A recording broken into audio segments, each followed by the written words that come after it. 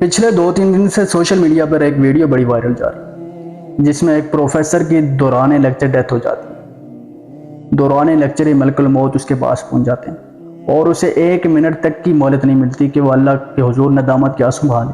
اگر ہم اس آنے پر غور کریں تو ہمارے لیے بہت ہی بڑا سبق ہے، خاص کر ان کے لیے جنہیں لگتا ہے کہ ابھی بہت ٹائم ہے، ابھی ہماری ایج ہی کیا ہے کہ ہم اللہ اللہ کریں۔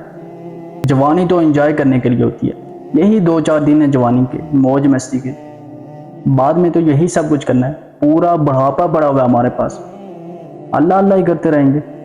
او بھائی ادھر آ، میری بات سن، کیا تمہیں جوانی اس لیے دی گئی ہے کہ تو رب کی تمام در نعمتوں کو فراموش کر کے کہہ کہ ابھی میرے پاس بہت ٹائم ہے؟ کیا تمہیں جوانی اس لیے دی گئی ہے کہ تم اللہ پاک کے تمام تر احکامات کو فراموش کر بیٹھے؟ کیا اللہ پاک تم سے یہ نہیں پوچھے گا کہ میں نے تمہیں جوانی دی تھی، طاقت دی تھی، بتا تو نے اپنی زندگی کا سب سے حسین ترین حصہ، وہ حصہ اگر جسے تو صحیح طرح سے یوٹیلائز کرتا تو میرے ہاں ایک بلند مرتبہ پا سکتا تھا، کہاں گزارا ہے؟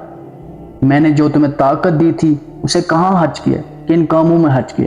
میں نے جو تمہارے اندر صلاحیتیں رکھی تھی ان کو کن کاموں میں صرف کیا؟ کیا اللہ پاک تم سے یہ نہیں پوچھے گا؟ کیا جواب دو گے پھر؟